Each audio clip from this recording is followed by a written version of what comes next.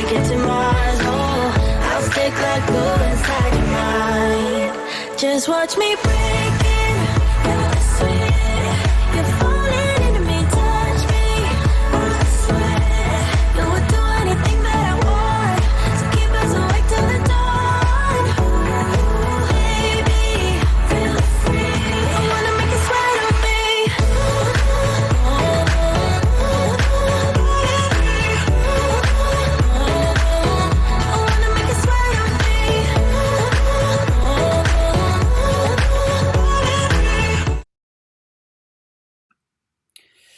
Wow, what an intro. What an intro that was. Woo! So yeah, welcome everyone to our third year of Grow with Inbound. Our first 2 years were live events in central London. But of course, this year, 2020 being 2020, the pandemic means everything has gone virtual. So this year, as well as Huble Digital, we are fully international. So what does today look like? We've got 15 sessions running with 22 fantastic hosts and presenters, including the other person on the screen right now. And we're dialing in from 4 different continents as well. So it's great to see so many of you. I think it's about 620 or so that signed up for the event today. So that's fantastic. And I just wanted to say thank you to everyone for taking the time out of your day. Hopefully you'll find this both educational and informative. You'll get some key takeaways. But I'm being very, very rude. And without further ado, I'd like to introduce one of the guests on today's session. Personally, one of my favorite people in the world, Olivia Kirwan from HubSpot. Woo-woo. So excited. Whoa, Rowley, what an incredible event. World domination for Huble, I think it sounds like. It does indeed. It does indeed. And I set you on a bit of a pedestal to start with, one of my favorite people in the world. Oh, I know Becky won't be too happy, your other half. I can definitely say that, but I'm super excited to be a guest speaker at this webinar. Guys, for those of you on the webinar today, my name is Olivia Kirwan, and I've worked for HubSpot for over 7 years now, and I'm a strategic, actually let me share my screen as well, because we use some exciting live demo as well, which is always a bit daunting, but also wanted to make it as engaging for you as possible and practical. So I've worked for HubSpot for over 7 years. I'm working with Huble and agencies and company grow their businesses and organizations. And for 4 years in HubSpot, I worked on the corporate side, working with specific enterprise deals and larger corporate organizations and deals. So hence the reason why today I'm going through with you why you should consider taking an account-based marketing approach and how you can use HubSpot to grow and to facilitate those larger deals as well. Yeah, you're definitely the right person for the job for today. Yeah, when talking about enterprise deals, your background's amazing in that respect. So, yeah, I thought before we get into the nuts and bolts of today's session, a quick highlight from an agenda point of view. Enterprise deals, why you should consider a certain approach being account-based marketing, using a targeted account approach. But as Olivia said, it's a practical session. There's going to be some live demoing. There's going to be some really good takeaways. So we've got 6 steps to creating an enterprise account-based campaign. That's where we're going to get into the nuts and bolts. And as you can see from point 3, we've got the HubSpot tools you'll need to close those enterprise deals. So Olivia's going to be flicking tabs, jumping into HubSpot, showing you this, showing you that. So any time we're referencing any tools, we're going to actually jump into HubSpot and actually show you how that works in a live demo. Fingers crossed that all works okay. Q&A throughout. This is basically a little point just to highlight to you guys. At any point you've got some thoughts, you want to chat amongst yourselves, you've got some specific questions for either myself or Olivia, please do feel free to put them in the chat pane, but also the Q&A pane as well. And Olivia, if you could just jump to the next slide. Maybe there's 1% of people on the call that haven't used Zoom before. Just in case, talk to those 1%, we've got the chat functionality at the bottom. Please do set that to being all panelists and attendees, just so everyone can see the questions coming in. And then we've got the Q&A section on the right-hand side as well. That's going to go direct to Olivia and me. I'm going to be monitoring it throughout. So yeah, feel free to add any questions at any point. And in terms of what Olivia and I like to do with these sort of webinar sessions is start with a little icebreaker. So get those digits ready. And I think this one's yours, Olivia. Ooh, so we're going to keep this as interactive as well as possible and keeping you engaged and on your toes from competition, as Rowley mentioned, but also making sure that you get key takeaways from today. So to make sure that we tailor this as much as possible, and as it will be a live demo, want to open it up to you guys just to let me know what your current role is. So whether you're in marketing, sales, IT, pop it in the chat pane, Rowley. Is that what's best? Yeah, in the chat pane, I think, at this point. Excellent. So Rowley, do you want to pop the chat pane just so it'll flag for people? Yeah, so we're getting one from marketing. We've got a couple more from sales, another one from marketing, selling to enterprise businesses. That's great. A couple more from marketing. That's great. We've got one from content, business development and partnerships, sales, marketing and sales. Smarketing, Carol. That's great. I like the use of the term. We've got sales enterprise again. So it's a real mix of people actually on the call today. So previously a sales exec and now a growth lead. So that's quite an interesting dynamic. They're going from one to the other. Yeah, that's a great mix of people from sales and marketing. And smarketing. Got another, yeah, and smarketing, exactly. We've got a couple more from marketing. So yeah, I think so. With that, obviously getting an understanding of the people on the call, what your roles are, what's your motivation. I just wanted to get a overview of, think back to the last quarter. How many enterprise level deals did you have in your pipeline? A couple of brackets, 1 to 5, 6 to 20, 21 to 50. When you're talking about enterprise deals, it's not necessarily enterprise companies. It's just large enterprise deals for your company. So it could be based around the complexity, size of organization, the amount of the deal. So yeah, just pop that in the chat pane. Great, so we're seeing a couple at 6 to 20. We've got a couple more at 21 to 50. We've got Amanda at 0. That's great to see, and we'll obviously be talking about that throughout as well. So we've got 3, 21 to 50. So it's a real mixed bag of people in terms of their pipelines, how many enterprise deals and things like that are on there. So I think if we move forward to the next slide, and there's an ulterior motive for this slide, I must admit, but could you improve the number of deals, enterprise deals, with a greater focus on enterprise?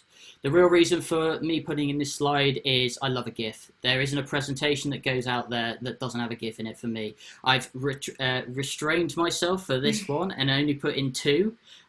So yeah, it's really just to highlight, with a greater level of focus on enterprise, could you increase the number of deals in that pipeline? And I guess 2 things to think about are strategies and tools when thinking about what's the best approach for enterprise deals.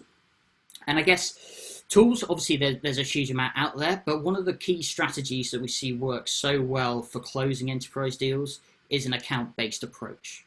So this is a great quote from your company, Olivia, a growth strategy in which marketing and sales work together to create personalized buying experiences for a select set of high value companies.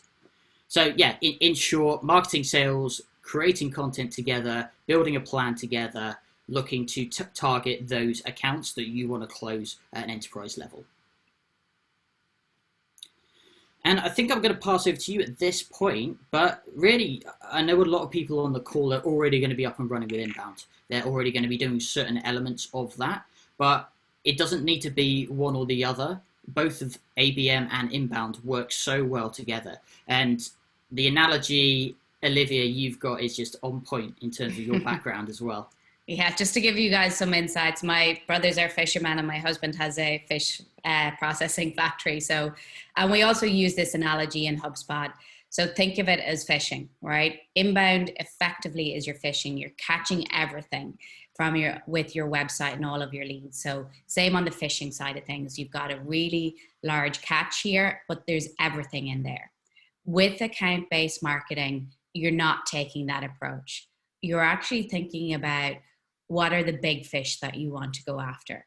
So you need to get very specific and bespoke in terms of your marketing and who you're targeting from a sales perspective. So you are only going after certain accounts. This does take time, so it does have a caveat to this, but you're going to work with larger companies and organizations that are a good fit for you. So when you're talking about business and HubSpot, one of the tools that you can use to catch the big fish is actually account-based marketing tools within HubSpot. But when should you actually consider using ABM? When your product costs a lot, you have finite number of prospects, and you sell to stakeholders. So those are the key areas in which it will fit for you, and it doesn't fit in all instances.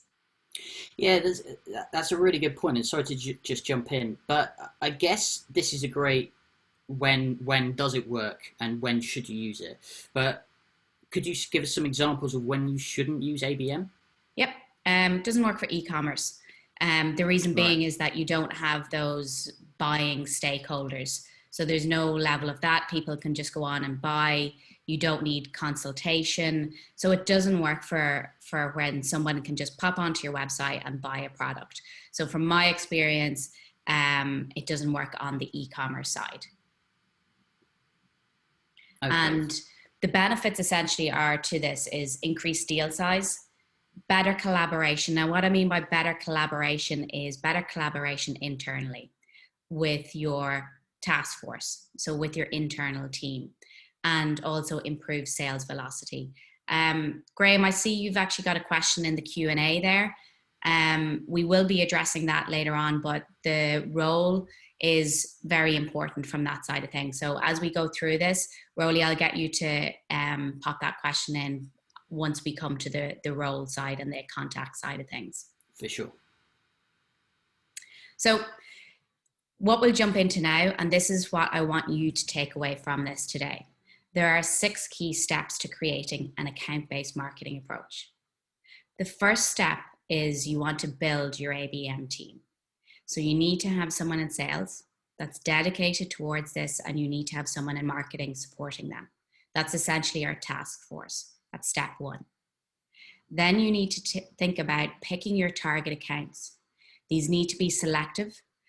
And then once we've built our target accounts, create your account plans together with your sales and marketing team. How can we focus? How can we create content?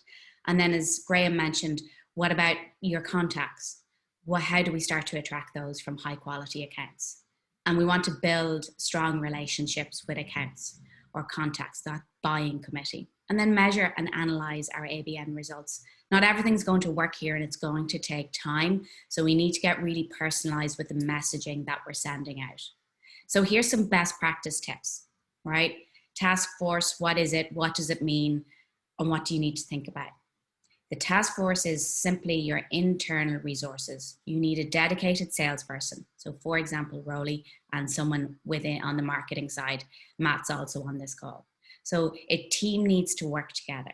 So when I was on the corporate side of things, I worked with my business development rep and my marketing team and myself. And we would allocate a certain couple of hours from 10 to 12 on a Monday dedicated towards this. So you need to think about who your team is. And as you scale, you add the salespeople first. So one marketer can support up to 10 salespeople. And then limit the number of accounts that you're targeting. A salesperson can't target hundreds, but they actively can work 10 at a time because there's different buyer roles that they need to be in contact with. Yeah, I think just to add to that, the marketer is the kind of the crux of the success of this, because it's all going to be related around to the content. So ensuring that you've got a dedicated marketer that can write and tailor and personalize this content is going to be key. As Olivia said, you can add more salespeople, but there needs to be a dedicated marketer involved in this task force.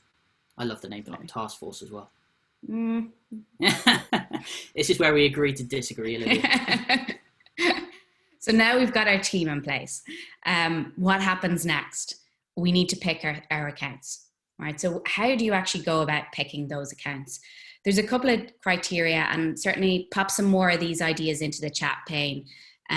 But from my experience, have a look at your particular industry that you're targeting, your geography, your employee size. That's what I did on the corporate side in HubSpot. You can also look at website visits, current deals. Historical deals is a really good one. Like what are the 10 biggest deals you closed recently, the companies that you like to work with? What are your ideal customer profile? So what traits do your best customers have in common? Because that's what you want more of. Rowley, anything else that you would add to that criteria? Is there anything else that you would look at? It's an interesting one, and certainly historic deals is the one that stands out for me personally. Looking at what's worked, what's closed, and then replicating that. But also, don't disregard closed lost deals. Everything is changing so rapidly at the moment. Businesses are changing from week to week. It's ups and downs.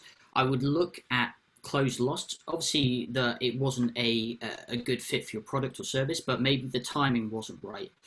Maybe it was the middle of the year and they hadn't got visibility of their budgets that they could allocate towards your product or service. So it might be time to revisit some good fit closed lost deals. You've already started to build a relationship with those people there. You may not have enough people involved from a stakeholder point of view on the client side of things as well. So there could be some nuances as to why that closed lost that aren't directly related to a bad fit between your products and services and that company. So certainly worth having a look at closed lost deals as well. Great idea.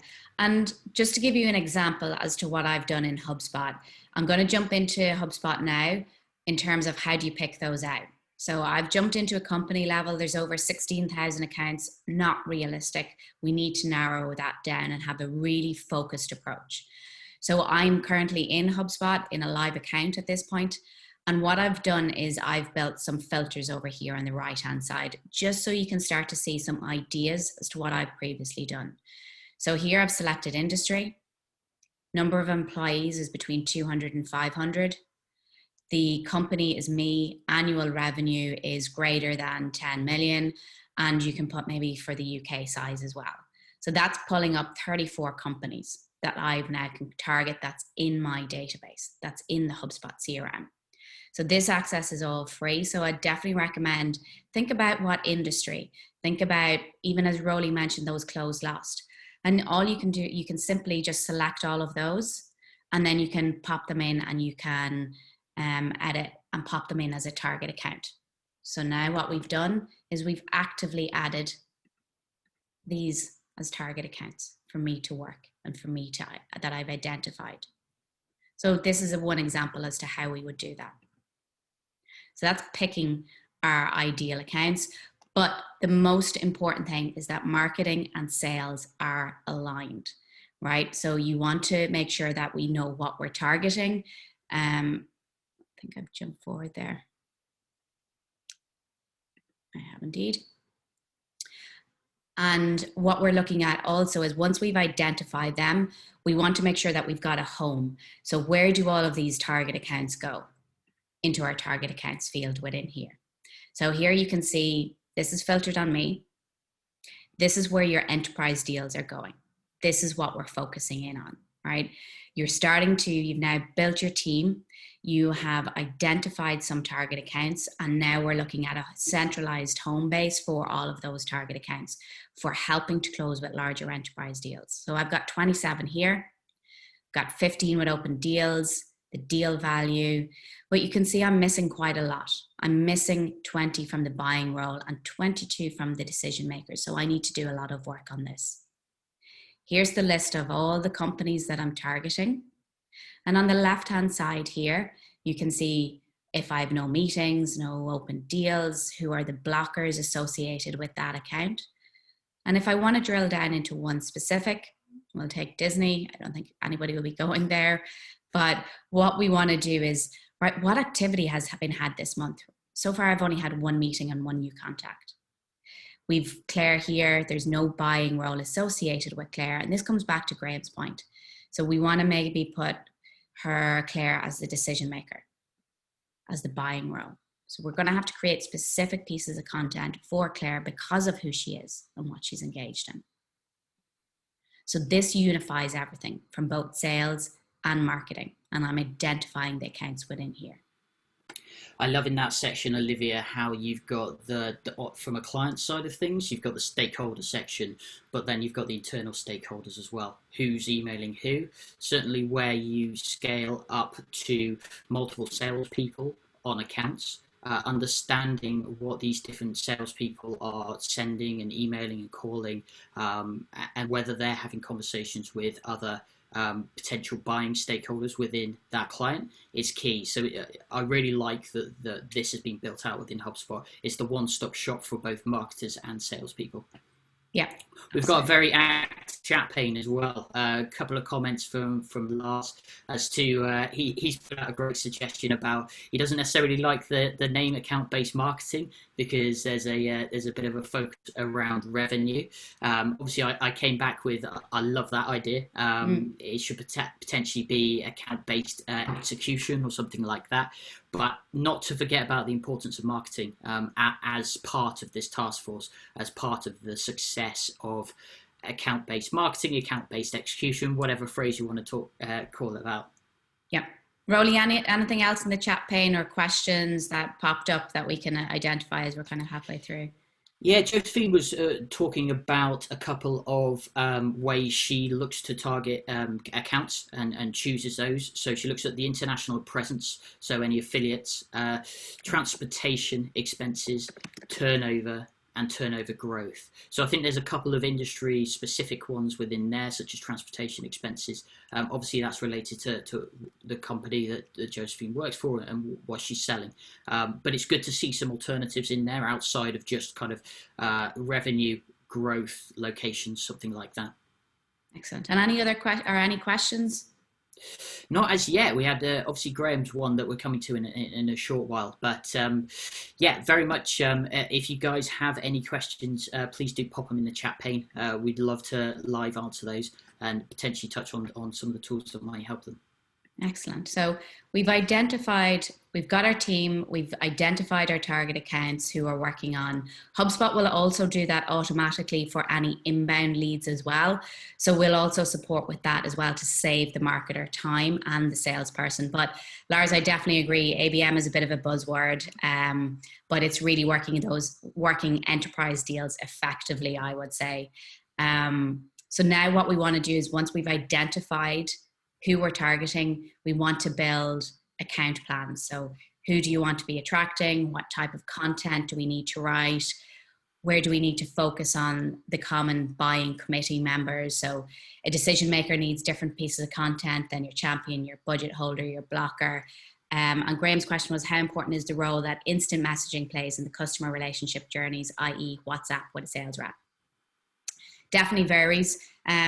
Some instances I use WhatsApp with the customers, but for the majority of the time I keep it on Zoom. But I do think it has an important role to play depending on your industry and depending on the relationship that you have. Yeah, I think just to add to that as well, really go where those buying committee members are, where they spend their time, whether it's LinkedIn, whether it is WhatsApp. Yeah, you hear of so many cases of people selling across different mediums. It could just be email, it could be phone call, but people are starting to think about WhatsApp. I even heard a crazy story about someone connecting with someone from Inbound last year, connecting with someone on Xbox Live. And they would play games together, and he built a rapport and a relationship with this individual there that they then took into a business environment, but the foundations of that sale was already there, the trust was built, and he did that through Xbox Live. So interesting. Yeah, really go whichever medium works for that conversation and wherever they are comfortable having those discussions. Perfect. So a pro tip, different stakeholders, members need different pieces of content depending on who they are. And what I really like as well around HubSpot on that side is that you can actually tailor that. You can start to tailor your content. You can start to tailor ads. You can repurpose content. You can have events, obviously digital nowadays. You can think outside the box, whether it's t-shirts, whether it's pens, whether it's think about something a little bit different. Personalized web pages, ebooks, white papers, webinars. So there's lots of different options that you can start to consider around how can you build out your plan on targeting to those specific content or contacts. Also LinkedIn sales is also great. I think Rowley, you guys do quite a lot of that, same as we do here in HubSpot. Yeah, and it is one of the really, really strong elements, and I guess I could summarize it as to the integrations with external platforms for ABM, and sorry, Lars, for using the phrase again, but for the marketing side of things, the integration with Google Ads for remarketing. Obviously, you can run everything from within HubSpot as well. That's key for really, once you've identified those target accounts, getting in front of the specific buying committees there. So job roles, you can integrate obviously and build audiences in LinkedIn. You can use the tagging feature that Olivia was showing you earlier on, where you go in and tag an individual as a champion, for example. What you can do is build lists of all the people that are tagged with champion, and then that can then be marketed to using the Google Ads tool. Likewise, from a sales perspective, the LinkedIn integration is fantastic. So if you've got LinkedIn Sales Navigator Teams edition, there's an integration with HubSpot, and you can see the little GIF at the bottom is basically you can send emails to the individuals from within HubSpot. So a fantastic way to really use the tools at your disposal, but everything is integrated.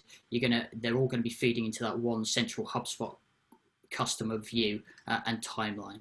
I hope you have your binoculars on because I can't see that, but we'll be sharing the slides afterwards. But really, in summary, you need to build your task force. You need to think about your team. This takes time. You need your sales and you need a marketing person. You need to identify those target accounts that you are working on. You need to build your account plans. How are you going to target those specific companies that you're targeting? How do you go about attracting contacts? What are the content that you need to create? What are the mediums, the forms in which you're engaging with them? And then you need to engage in the buying committee to make sure that you know all the different areas on how you can close larger enterprise deals, because these larger deals will have a buying committee. So I'd like to thank you for today. I'm just conscious that we have 1 minute to go, but there is some exciting things, and we'll get you to pop some information in the chat pane, because there is a competition whereby, and Rowley, I'll let you jump in with the competition. Yeah. I was going to take over there. I know it's you're on a roll, so I didn't want to interrupt. But yeah, guys, there is a competition running today. So if there's any kind of key takeaways, lots of chat going on. So if any of those thoughts or our responses, you want to go onto LinkedIn and post one of those quotes and use the hashtag Grow20 within that. And there's a chance to win some Apple AirPod Pros. And you can see a couple of the friendly faces that have won in previous years. So yeah, it's just a good way to get all those kind of key takeaways out on social. Guys, can you pop in what your key takeaway is on the chat so that we can kind of see what people are taking away? So as Rowley's talking, pop in your key takeaway on the chat pane. Yeah, there's a couple of good questions as well.